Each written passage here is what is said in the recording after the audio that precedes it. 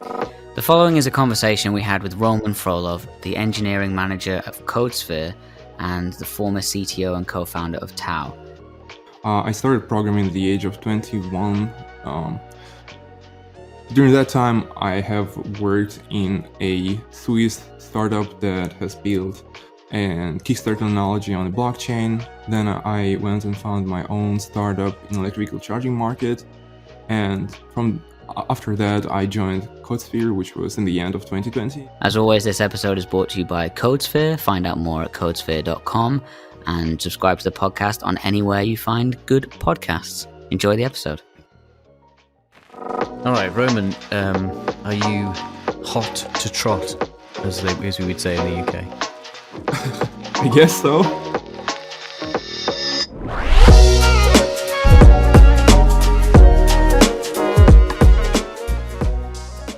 I've been working as an engineering manager in country. I am leading 2 departments which are responsible for design and development of the product.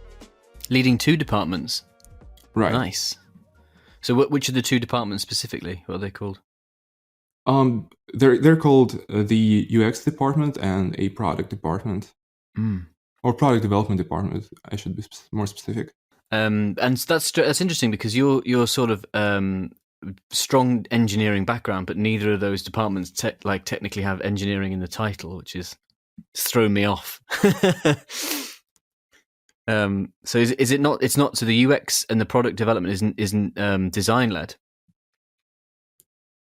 So we do basically everything, starting with research, then we go through design. I mean, first you start with like learning what you want to build, then you study the behavior of your users. You basically invest time into understanding the problem. Then you make some assumptions. You draw some wireframes. Then you make a design out of it, and then continue with development. And we do all of that. So the whole full process, start to end to end, Tim. That's crazy. So that's I guess that's the first big lesson of the podcast, because I think people might assume that those processes are very siloed, but actually, like that sounds like there's huge amounts of overlap, which is super interesting. I guess it just doesn't work when you just have one team working in isolation and then another team just trying to kind of interpret designs or interpret wireframes, and it's great when it's all kind of like overlayered with each other. Yeah, I find it not very efficient when teams work in isolation, because you definitely, like, especially in startups when teams are relatively small, you want everyone to be on board. You want everyone to be in sync. You want as little friction in communication as possible, and you want everyone to speak the same language. And so when you try to isolate a design department from a development department, they basically start talking different languages eventually. And once they go like out of sync, you basically have to either redesign or rebuild your product. And you definitely don't want that. Yeah. That's actually a tiny example of that is recently I've been building out, working with the design team, very closely with the design team. And one of the team, when they create a handoff doc between the design and the development teams, they use one value. It's like an H1 tag, for example. They give it a value of 1. So H1 is 1, H2 is 2, blah, blah, blah. And another one uses the same. H3 is surprisingly 3. But then another member of the team uses a different variable. They use 100 because it's something that they've used before, and it's like, and it's just crazy how you get the design handed over to you. I just presumed that was weight of a font. It was like, because like weight of a font is in hundreds. And it's just crazy how you just get out of sync so fast, and then you've got to like review it, and then it kind of just like increases that feedback loop. Just tiny little things like that. So I completely agree with you. I think that's definitely like a good lesson is just kind of keeping the teams as tight as possible and overlapping with frictionless communication is a great tip.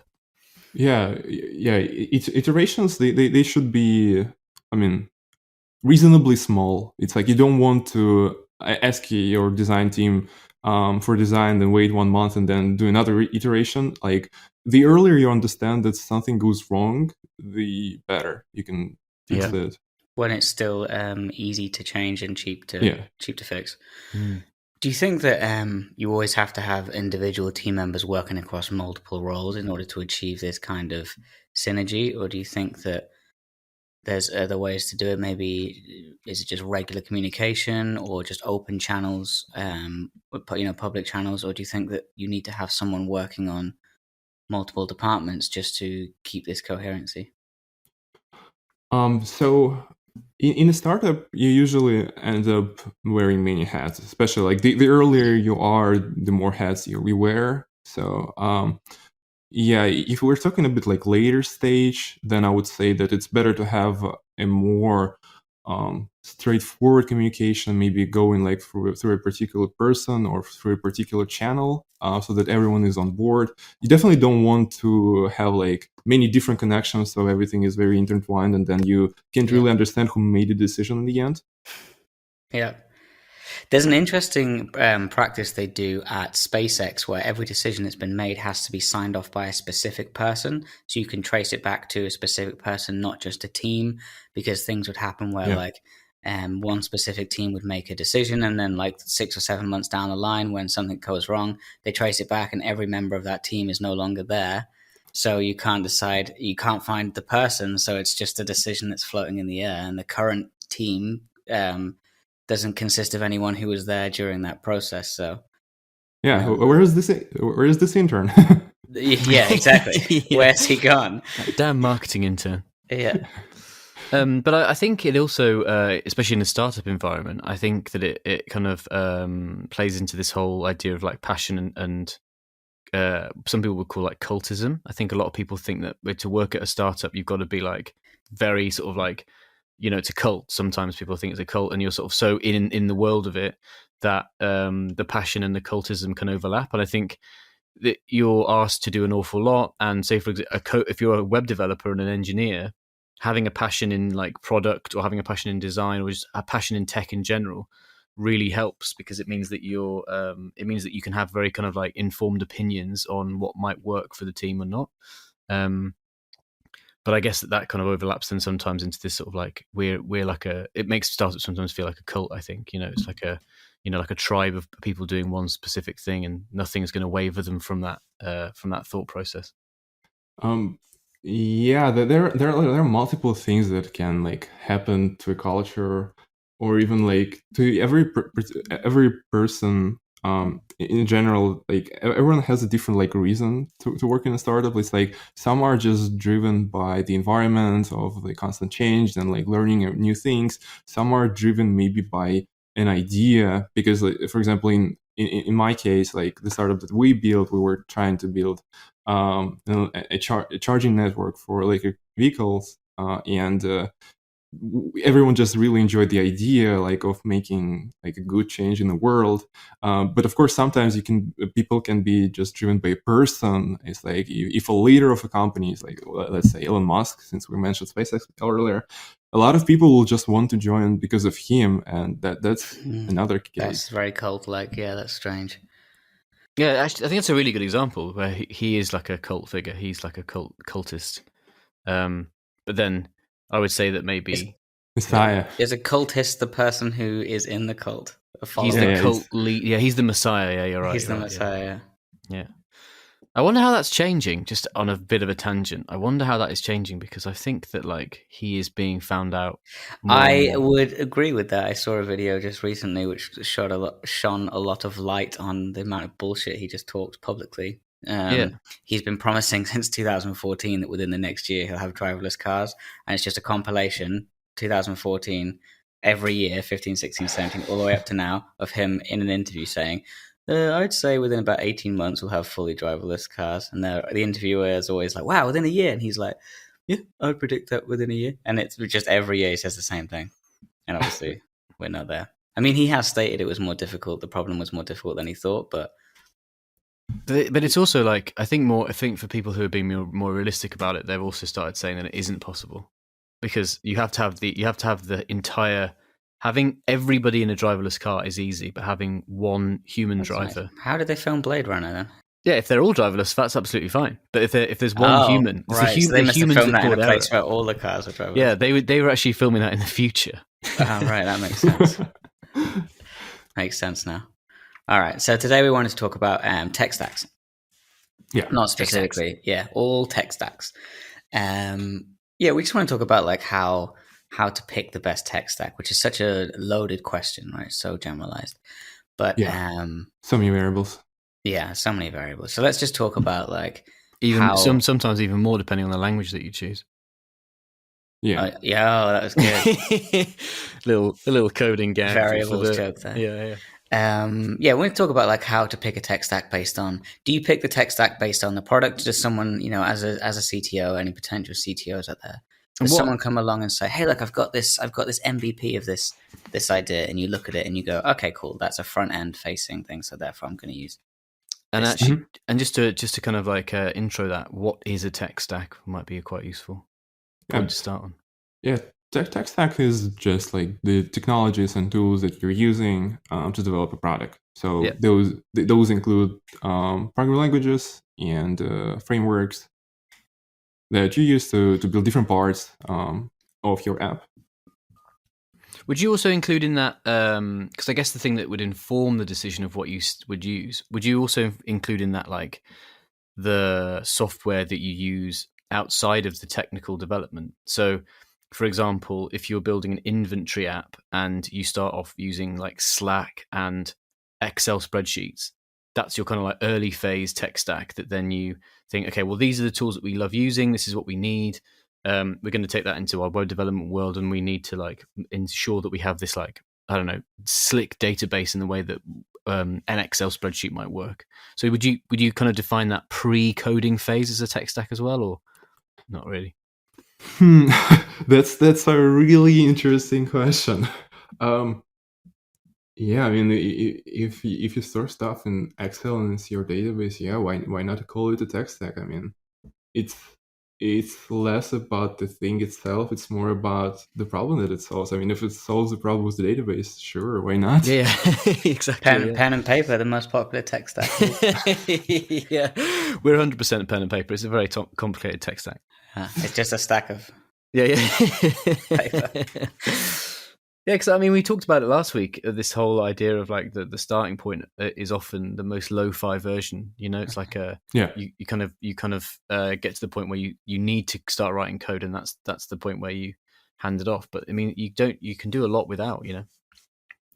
Since it's a pretty like general question, I would answer that. Of course, it's like depends, but you should always start with the problem that your business solves. So the problem that your users face and your startup is trying to solve, this should always be in your mind. You should always make decisions that will help you solve this problem.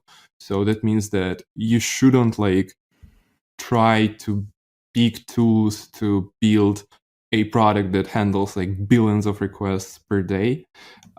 Immediately, you should focus on solving the problem for your users first, and then scaling this thing as a separate step. Yeah, because it might just be that you're maybe kind of like you've got previous experience or passion in a certain technical area, and you kind of it's like trying to fit a square peg in a round hole almost. It's like I know this tool really well, and I think that it can probably solve some of these problems, so I'm just going to try and force. I'm going to try and force this to work, but that's not necessarily how. So, would you say that requires like any like new CTO or anyone, or maybe not CTO, any new founder to have like a knowledge of all tools in order to know which one to pick? Right. I think that no, it's more about the fundamentals and just doing the proper research before picking one thing or the other. Because when you start, you usually are biased, and you want to basically try to at least kind of like remove this bias a little bit to understand what is on the market right now. Because, for example, imagine you worked like for 5 or 6 years in a company and used a particular tech stack, and then you kind of start your own company and you want to use the same stack that you used there because you're just familiar with it. but the market is already shifted. The technologies have changed, and there is like better thing to use. Right. Yeah, that's that constant iteration on your own knowledge is such a powerful tool, and I guess that's why startups often attract people, younger people, because your mind is way more agile, and you're not so arrogant and to think like my belief system is the best, and like I have always used jQuery and I will continue using jQuery into the future. Yeah, I guess. Yeah. HP till I die. Yeah. So continue on this topic. So you want to build your product like or MVP as fast as you can, so that you can basically find your product market fit. You want to show that you're capable of doing that, of like solving the problem. And for that, you should select tools that allow you to start relatively fast and keep your development speed pretty decent, because it's like you don't want to pick a low level programming language if your if the problem that you're solving is not like performance problem for your users. Because you will just end up spending like 2 or 3 times more time on development. Okay. So, so speed is obviously a huge factor in this whole process. It's just like how the fast development speed. Yeah. Because you can, if you can kind of build that MVP fast, and then you can start getting feedback at much earlier pace. Is that what you're saying? Yeah. So when you start a startup, or like when you live the startup life, it's like you're always limited on resources, and time is like one of the most valuable resources that you have. You're also limited on the amount of people in your team, the amount of talent. So yeah, you it's like the startups are a lot about like economy. It's like if you like strategy games, it's like in a startup you have to balance out so many things at the same time, and you should keep it all in your mind. It's like because you might get a better cost on your database, but is it really a better cost if your engineer will work on it for a month? Yeah. Okay. Yeah. So what tech would come to mind then if you're recommending like a high performer or a fast tech stack to work with? Oh, I think that right now, like what I would, if I were to start a startup like today, I would definitely pick TypeScript for front end and back end, because in my experience, Node.js, like we use Node.js in town in a startup where we built a charging network for electric vehicles, and it started really well, but like when the project reached a certain scale, Node.js started to fall short, and that's where TypeScript would be like would be. I really regretted that I didn't pick TypeScript back then, because those issues were related to the language itself. What issues specifically were they? Type safety. Okay, type safety is like you really want stuff to be predictable. Yeah, and without type safety, you basically have more variables, and I guess you don't depending want on variables. what database you're using, even though it might say in the schema there might be type safety, there's always like I don't know. It might be elements that can work around it.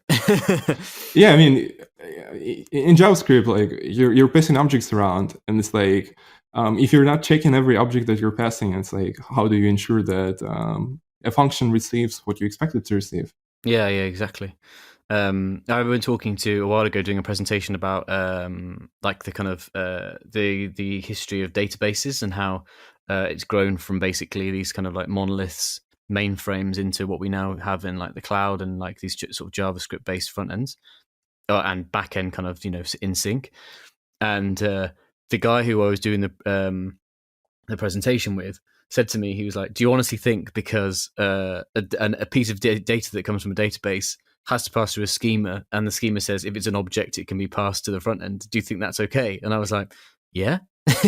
And he was just like, "No, that's what breaks it. That's the thing that breaks it. Like these very loose schema types are things that really kind of cause massive issues." So I completely see how TypeScript would solve that. But then obviously what you've recommended is JavaScript based front end and back end. Do you think that's purely for speed, or would you then kind of like diversify away from that?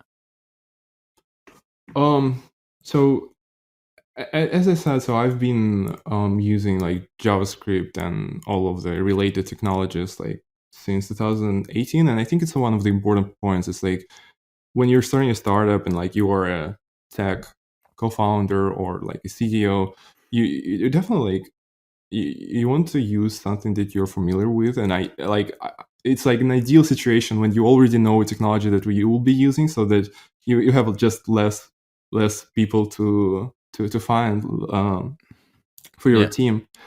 Of course, it's not always the case, as I said. Like sometimes technology might be already outdated.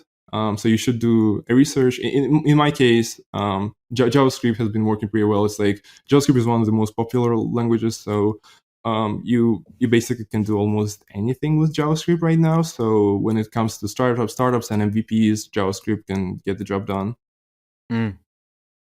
So with Codesphere at the moment, is that a full JavaScript stack, or is it TypeScript? Yeah, we're using TypeScript both front and back end. Yeah. And do you think in the future you'll diversify away from that with more of a back end focused language, or will you stay true to the TypeScript team? Let's say that for now it gets the job done. Okay. We're trying to not over optimize right now. So TypeScript will stay for a while. And the benefit of the typing is way better for you than the speed at which you could write JavaScript, just like vanilla JavaScript or React or whatever type, you know. Yeah. So you want your code to execute predictably because debugging actually takes a lot of time. All of my code is very unpredictable code. That's what I've been working with. And so the typing, even though it's faster to write it, even though it's slower to write the TypeScript, in the long term, it always saves time. Yeah, it's at some point you will end up with an API with hundreds of endpoints, and if at that point you realize that your code is so flaky that you can't even cover it like properly with tests, then it's like a bad sign. Okay, that's really interesting. I didn't. I would have thought that there would have been like a divergence away from TypeScript on the back end from like the word go or very early phase. So that's actually really interesting advice that you'd say that sticking with the JavaScript based stack is a very deployable way of doing things. It's like, as I said, like it really depends on the context. It's like we're talking about like 80% cases, but of course sometimes I would say that if you have a very short runway and you are very unsure about what you're like building, you don't know like what exactly your users want, you might want to do like a smaller MVP in a language that has even faster development speed, like JavaScript or Python. But then you should like be very crystal clear that keeping something for the future will not always work. It's like if you start with like Node.js and you plan in the future to migrate to TypeScript, that might never happen because in a startup you always have a lot of things going on. Yeah, and I think that's definitely kind of rhymes with a lot of things we've heard in the past from other startup developers, where you might be able to build something super fast, and you literally like short runway is a very good analogy where you just get it in the air as fast as possible, but then you probably are expecting it to be deleted at some point and then start again. So if that's probably in your path or in your trajectory, then it makes sense. But maybe you don't have that luxury. Maybe you've got to like keep going. Yeah, it's cool. Yeah, you mentioned actually in there that how important testing is in that process. If you don't want to get like too bogged down by testing later on, I wanted to have I wanted to touch quickly today on like testing, or the importance of testing in the development process or in teams and stuff, and just really get your take on what your, I wouldn't say favorite, what your preferred testing method is. We were discussing earlier all the different types, the different ways you can go and the advantages of each one. So like developer-driven, test-driven development, for example. Or how are you doing it here at Codesphere, and what kind of testing processes have you been involved in the past, and what do you find to be the most successful or the most useful in a startup environment? So in general, the approach is the more confident you are that something will stay, the more likely you should be to test it. So if you know that you wrote like authentication API or authentication like service with the functions, and you know, like whatever you're doing with your product, the authentication will stay the same. It's like just covered with tests, and it will allow you to move faster, to change other things faster. Once you know that this thing is working stable. So, for example, if you have this an idea for some feature, but you're unsure, you just want to build it and get some feedback, maybe covering it with tests is not the great idea in the beginning, because there's a high likelihood that this feature will just be removed very soon. Is it so? It's true that like your ability to test or the success of your testing process really defines the velocity of your whole product, right? So if your testing is slow, testing is an important factor. I mean,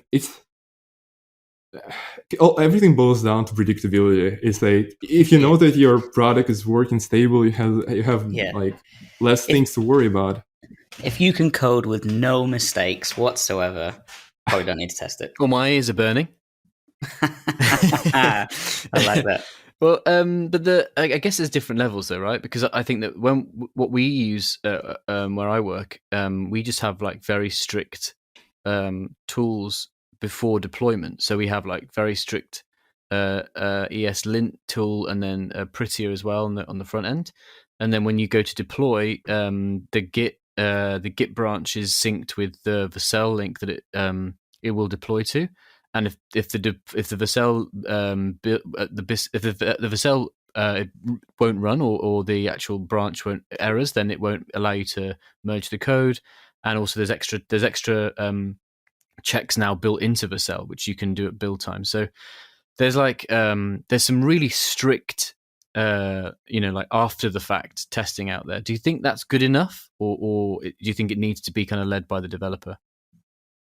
I really like that you mentioned ESLint there. So basically, as we talked earlier about how designers and developers should speak the same language, the same applies to developers speaking the same language, and in this case, writing code in the same way. Because when you are like, whenever you're writing code, you're working with other people, so somebody else will work with your code, or somebody will review your code. So you definitely want to make reading this code as easy as possible. And one way to do it is to make everything look similar, so that there are like less variations and more predictability.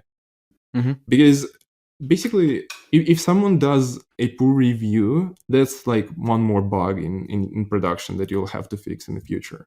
Yeah. One actually an interesting lesson that I read about recently was, before you do a pull request, write your code, and then the next day before you do it, or the afternoon before you do the pull request, actually going through the code and commenting it. Not so you don't comment at the same time, you comment as like a personal review, just like explaining what functions do, explaining what the markup is doing, and whatever, the backend equivalent would also work. And that for me has been very useful, and that's like helped me spot bugs, and also like help the people that are testing it, because it's just like you just see it with a fresh pair of eyes when you're actually just trying to describe the functions and the actual HTML in human terms. It's like, this is for this, or this function is this, and it's a really good sanity check before you actually kind of hand it off to anyone else to check.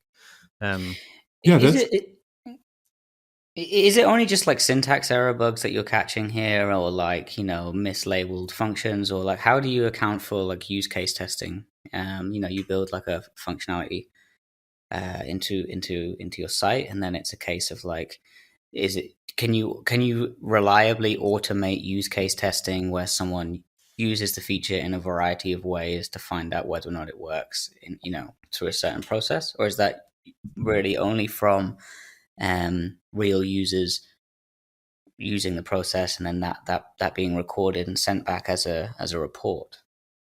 I mean, how deep can that automation be? I mean, you can virtually do anything. It's just more like how much time it will take. Mm-hmm. You can cover you can have 100% test coverage, but like it'll still be, it's like when you're hold on.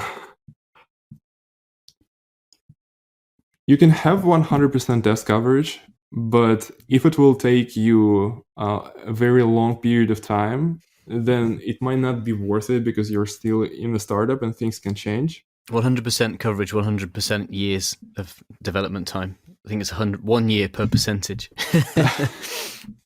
Yeah, you definitely want to find one. a good balance in testing. You definitely need to have testing. You need to get good at identifying what are the most crucial parts to test, and also what tools you are going to use for it. Because recently, we've got some new tools in our tool belt as developers, with all the UI testing being done by basically Chrome extensions. It's like you just turn it on, you click through the user flow, the Chrome extension just records everything and then reproduces it in different browsers in different operating systems. Awesome. And so it saves a lot of time from basically manually writing tests yourself as a developer. That's really fresh as well, isn't it? That's only like a month or two old. Yeah, I mean, I already know around like maybe 5 different companies that do that, and they popped like recently. I would say like last year or maybe 2 years ago. Yeah, but I think they do. I mean, specifically in the dev tools now. So when you open the dev tools, there's a user flow tab that can do all that stuff in browser. Oh, interesting. I haven't used this one actually. Yeah, I was just checking it the other day when I opened the dev tools, and it said now you can do this, and I was like, whoa, that's pretty nuts. That's pretty freaky. Yeah, I mean, having conditional functionality in CSS has really blown my mind. If statements in CSS, come on. Yeah. I mean, bug testing in like game design must be a whole nother animal, right? Because if you got an e-commerce shop, it's like if I press these buttons in this combination, it doesn't get me to the cart page or whatever, right? If I have these 3 items in my thing, then something won't work.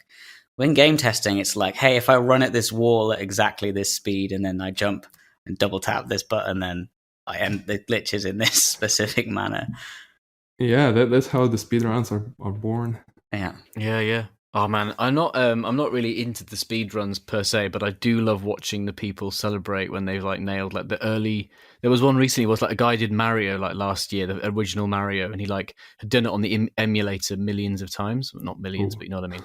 And then he did it on the actual SNES, and he was just like, it was like he'd reached enlightenment. He went absolutely crazy. You can watch developers react. So now they get the dev team for that specific game to react to someone completing their game in like 10 minutes or whatever. Oh my god! And it's amazing some of the things they say. He's like, "Oh yeah, this took me like 3 months to code this section. Oh, he skipped it." It's very, very insightful. It's really addictive to watch because the stuff they're saying is so ingrained. They've put their heart and soul into this product, this game, and then to watch someone just absolutely decimate it. They're like, wait, how did he skip? We deliberately made this bit unskippable, and this dude's just like, so yeah, it's very cool. I'll send you 1 or 2 links. I would be very interested to see how they discover those things in the first place. How do you know that like you can jump through this wall in this corner if you double tap? Yeah, I used to think that maybe people just played the game over and over and over, like for years and years, and did everything you could possibly do until something presented itself. But nowadays, if a game comes out, it's like a week later, someone's done it. And people do like ridiculous games, like someone Minecraft, like 23 minutes. Like I didn't even know you could. I didn't know you can complete Minecraft. You can. There's like this. There's this the Elder Dragon or something, Ender Dragon. You have to kill at the end.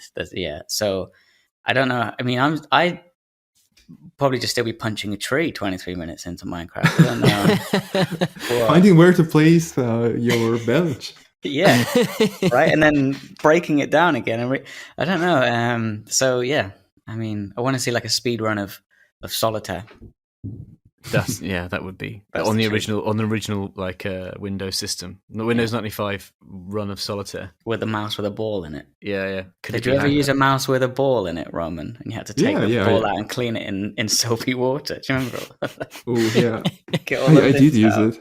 And I remember the connectors that the mouse and keyboard had. They used to get all that black gunk on them, yeah. All right, tech stacks in startups. I was actually going to, on that, sorry, before we move on from the gaming thing, I was also thinking about it in terms of Codesphere, because surely, like if you've got, like as you said before, like a shopping cart app, which is just like choose a thing, put it in the cart, change the quantity, pay. Very straightforward. But with Codesphere, like, people are writing code and then putting it onto and then deploying it. It's like there must be so many variables there of like what people can do and can't do, or is the actual coding part like siloed? You don't have to worry about the tests working for that. So with Codesphere, it's basically we try to bring the same familiar development process, but we try to eliminate all of the configuration necessary to deploy and automate your code. So you still need to write your codes. You still need to write your tests, but you don't have to worry about the deploy part. But for you as a developer working on Codesphere, do you have to? Are there way more errors? Like because there's so many variables of what people actually might put in as code. Because the users generating code. There's all these kind of like unknowns of what they're trying to build or what they're actually trying to achieve. Is that an issue, or is it a bit more linear than that? I would say it's a bit more linear, but it's still challenging because you want to provide an environment that is both functional and safe at the same time. Yeah. And those things are basically like on the same axis, on the opposite spectrum. Yeah. Yeah, functional or safe and functional. It's like, this is great, but I feel too safe. Yeah, it's like you definitely don't want to limit a user too much with what they can do, because everyone has their own style of working, and we want to keep as many of these support for as many of different development styles as possible. It's more like a sandbox, though, isn't it? Like if you build a sandbox, you don't have to account for all of the things people build in the sand. Yeah, but do you or not, or don't you? Because I always the thing with Codesphere and like all those tools, like like those sandboxing tools, I always think that it's like that 90s hacker dream of like they've given me a terminal into the mainframe. Like can the user then like use it's completely linear, isn't it? Like the user's code is deployed on their server, and it's nothing. It can't leak out into the Codesphere ecosystem. So basically, you have a familiar Ubuntu running in Codesphere, with pretty much it has some constraints. They are introduced only for safety reasons at the moment. But you pretty much can do anything you normally need. It doesn't like affect the development, the testing, and stuff like that. It's I would say, especially if you're using JavaScript, you'll probably not even notice the difference. If you work with something like C family, you might notice it. But yeah, what we have right now, we focus mainly on the JavaScript family and development. The C family sounds like the name of the nerdiest sitcom ever. The C family, and it's just like the C coding languages. They're all hanging out. Plus. Yeah, exactly. Plus is the cool one. Yeah. All right, so let's talk a little bit then about cultures in dev teams, right? So, does your tech stack define your culture, or is your culture defined by your tech stack? I think this is a good question, because if we look at things like continuous development or these different technical processes that teams might implement, they really heavily define how that team functions and then that culture. So how do you maintain a culture as you change through different techs? So let's say you have you start off with a really tech stack which gives you a really fast deployment time, so you can work in really small batches and you can have things out the door really quick. And then you realize you need to change for whatever reason. What do you think is the more important thing here? Do you think it's important for your team to maintain its culture and its processes, or do you think that you just let the tech define it as you go along? So yeah, that's a really interesting question. Like, what affects what to what extent? So I work in 3 different startups with pretty much like 3 different tech stacks. They had their similarities though. So the culture was kind of decoupled from that, but I can definitely see when it cannot be the case. For example, even in my previous project, we had the code for embedded charging, like for embedded microcontrollers, and so it was written in C, and a developer who was writing this code, he had a completely different like culture of work, because like, for example, he did not even use like Git, which basically is de facto standard in a web development world. What did you use instead? Just the file system, I believe. Wow, just pushing stuff to a file system. That's so old school. Yeah. So, but in the end, we still kind of standardized it. So everyone was using Git. Everyone was using like Trello boards for project management. And maybe one thing that I've noticed like through the projects is that the concept of having this ownership model works really well, because when you know who is assigned to a particular milestone or task, a person feels, first of all, accountable. A person is also a go-to person regarding any questions about the topic. And it really helps the communication and the organization part. Because you definitely don't want to be basically responsible for everything yourself, because even in startups, products get pretty big, and you want to split it up into parts and assign different owners for those parts. Of course, it's like the first thing that might come to your mind is that's risky. It's like I trust myself more than the others, but you have to make this bet. You need to take a risk and basically trust the person in a very like crucial part of the app, and then see how they perform. And like, if they perform well, then reward them.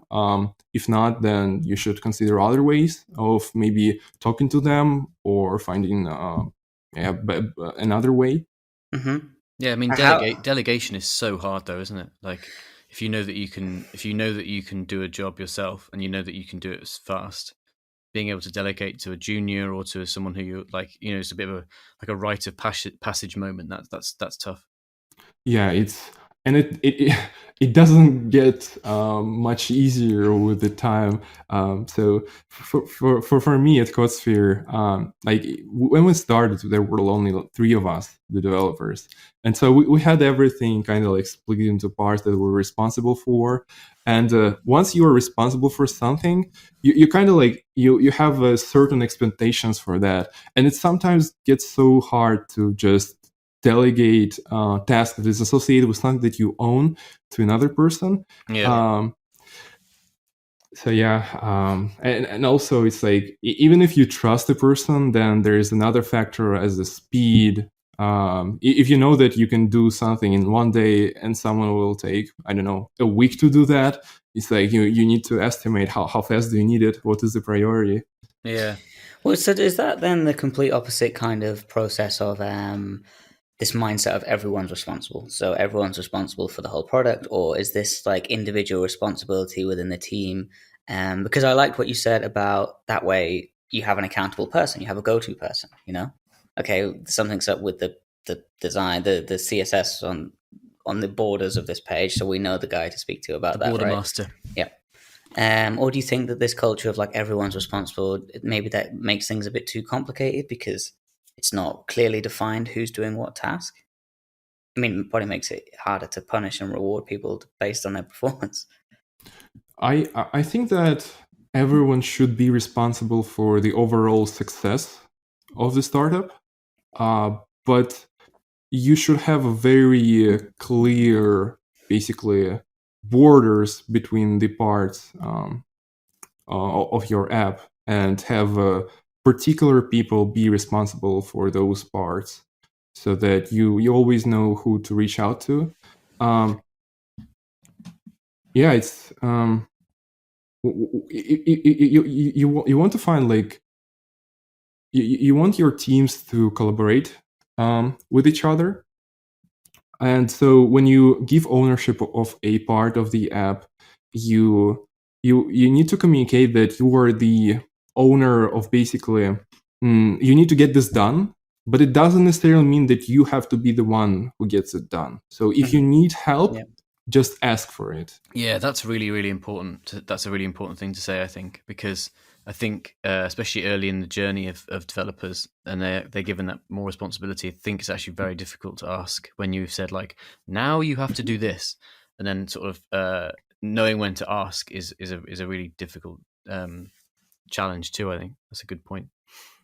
Yeah, so like I've seen many times how like new developers come and they spend like days on solving a problem that they think they have, and end up understanding that there is like either a problem is like wrong, not defined correctly, or it is something like known and they could have just asked and save 2 days of work. Yeah, for sure. That communication in a startup should be very easy and friction free. I think even though when it's going, I know this sounds really strange, but like even though when things are going well, I think you should still like ask and check, because I recently built a module out for a project, and I was super happy with the way that I approached it, and I was just like, this is the way to do it, like this is the way, and then I gave it over to my lead, and he was like, yeah, I gave it over to my lead, the founder, and he was just like, yeah, I would approach this completely differently, and I had to rework it. And then, I mean, it was definitely a better approach and more usable. But it's really interesting because being able to stop yourself at a key moment and say like, okay, I'm pretty confident in this, I'm just going to run it by someone and get the all clear. Like even that is a skill in itself. I think it's a huge learning process to kind of like, as someone, I'm kind of like two years into my development journey, and that's a very hard lesson that I'm learning at the moment. Is just like when to just get on with it and when to ask or just. What would you prefer? Would you prefer to have a new member of your dev team who asks loads of questions and 90% of them it's like, yeah, that's fine, you're doing fine, or would you prefer to have someone who doesn't ask a lot of questions, but then you run the risk of, it's a very hard line to walk.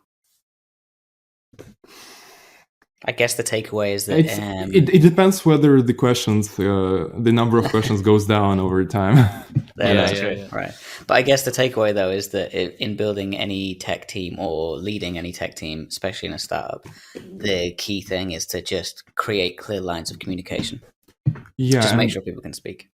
And also, since you mentioned it, you should also ensure that everyone has a say. Because it so often happens that the higher a person is in the hierarchy of a company, the more people trust the decisions of that person. But you should basically like grow this culture of like respectful disagreement. It's like if you see that something is like might not be right, you should still voice your opinion. You should describe why, like just justify why that's not how it's supposed to work, or it's just plain wrong. And and it should be totally fine to give critical feedback, because without critical feedback, you just get biased, you get tunnel vision, and it basically increases the chances of going in the wrong direction. That's a really good point too. Are you how are you feeling after scaling up the development team at Codesphere so fast? Is that like a exciting challenge, or are you feeling apprehensive about it? Because obviously there's more variables and more lines of communication and people to inform and kind of lead, I guess. So is that how do you feel about that new challenge?